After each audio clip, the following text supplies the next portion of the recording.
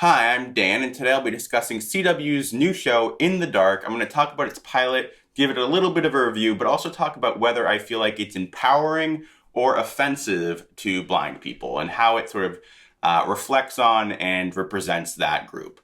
To get into this, I want to first say I am legally blind. I'm not fully blind, but I am legally blind. I know a number of fully blind and close to fully blind people, whether it be friends, associates that I've met through various blind communities, or family members. And I've been legally blind since I was born. Now, that being said, I am not the end-all be-all on whether this is offensive or empowering, but I do feel like it gives me a bit of a place to come at this, and I found this show intriguing after watching the trailer because I felt like it was a little bit of column A and a little bit of column B. There is some stuff that I feel like is a little bit and some stuff that I think is very well done and very fresh for this community. Now, I first heard about the premise for the show a while back, and before seeing the trailer, I thought it sounded kind of hokey.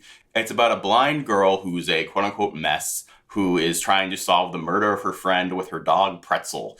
And I was like, is this going to be super cheesy? Is it going to be like, I know there was a show a while back that was going to be called The Scent of the Missing that was about dogs solving crimes and stuff.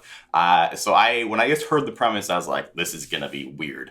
But when I saw the trailer, I was like, this seems like it might be worth checking out. And I will say that overall, my feelings about this pilot are actually pretty positive. I think they did a really good job of grounding this potentially silly, cheesy idea in a really complex, believable character in their protagonist, Murphy. She is a mess, but not in like a, woo, she's a mess. Like, she feels like a grounded person with troubles and with real sarcasm and bite, and she's a bit of a dick at times. And I think that actually really adds to it, that she has that anti-hero quality, but she also really cares about her friend, and she has this heart and this doggedness, no pun intended, and she wants to do the right thing, and this is her sort of calling to action that helps her find a greater strength within herself.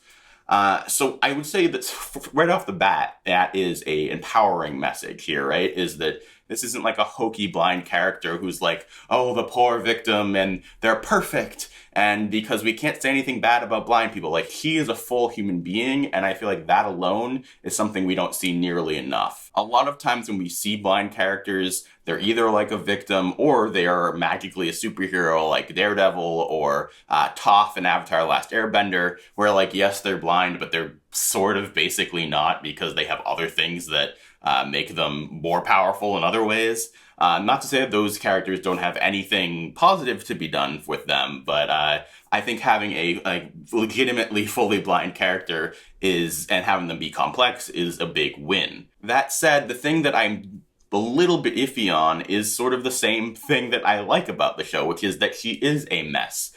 Because the idea here, in a lot of ways, it feels like she's a mess because she's blind. It almost comes off as though they're saying because you're blind, that's a big enough reason in and of itself to be a completely disaffected person who is, depressed and bitter and incapable of getting work done and just is, an alcoholic. I don't think the show really is attempting to say that, but given the fact that her main character traits, I think, would be that she is a mess and that she is blind, it creates this correlation that I think has some unintended negativity around it. I think we get in this weird situation where, yes, we don't want to make blind characters perfect, but also when her negativity seems to come directly from her blindness, it kind of paints this really dramatically negative picture of blindness in a weird way, because she's not just a normal person who happens to be blind. She's a blind person her life is destroyed in some ways by her blindness. Now, you could say that her issues strive from the fact more that she was mugged and beaten a few years back, and that it's dealing more with her trauma of that. I think that's potentially something that they could dive into further. That is mentioned because that's how she met her friend Tyson. He saved her, and then he ends up being the one who ends up dying, and the cops don't believe her, and so she has to go solve his murder. But that is, again, just words, and it feels like, yes, that could be a driving force for her, but it's kind of in the background. And so I feel like because what you're really seeing is she's blind, she's a mess, you can't help but combine those two and conflate those two things.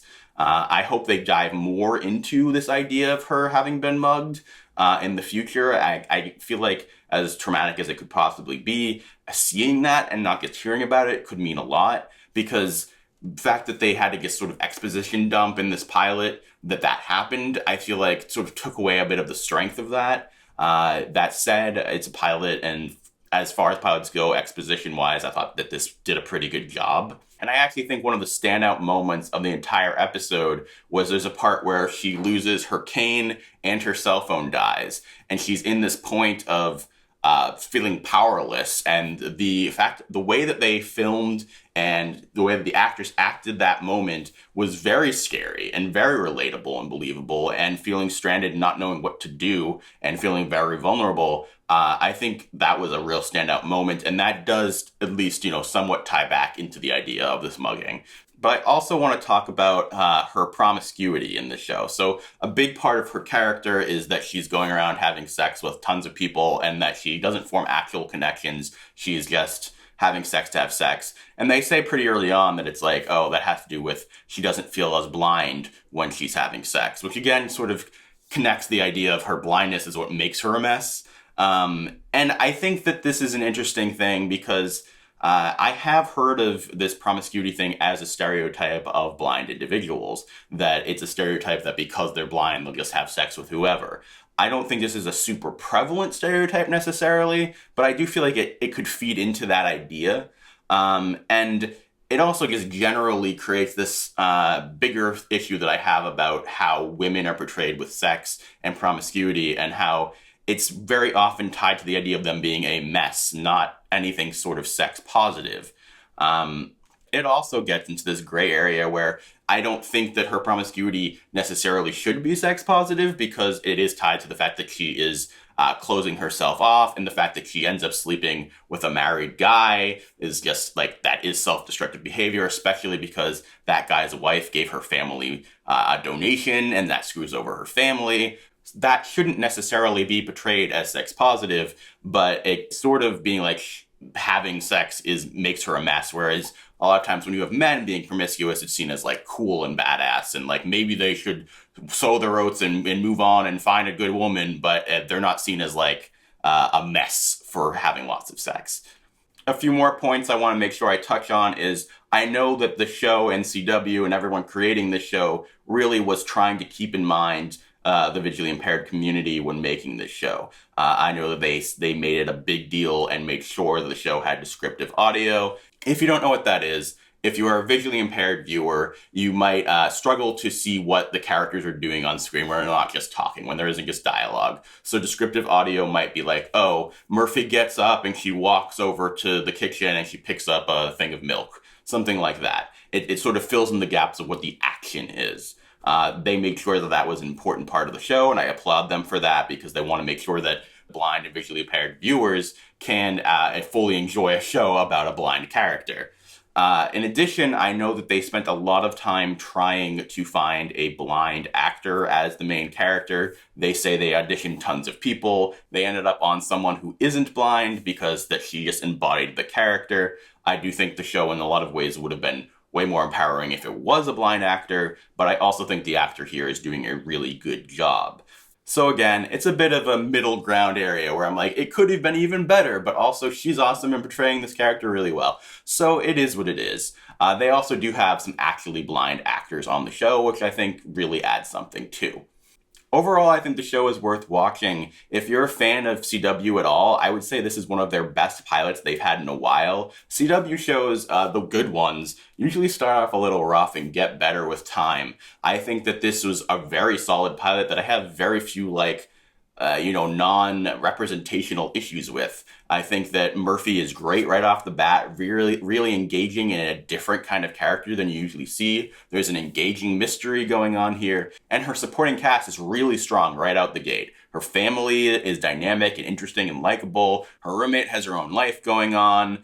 We have this cop character who's conflicted, and he's really interesting. And I think they did a good job with her friend Tyson, who ends up dying, making you care about him in the short scene he had before his death. It's a worthwhile show. It's a strong show. I'm excited to watch more of it and see how my feelings about this character and this representation grow. Let me know what you think about it in the comments below. I'm going to keep my mind open about it. And in the meantime, check back here to Doing Okay in the next few days as we cover Chilling Adventures of Sabrina. Also, please check out my previous coverage on Cloak and Dagger. Thank you guys so much for watching, and I hope you're doing okay.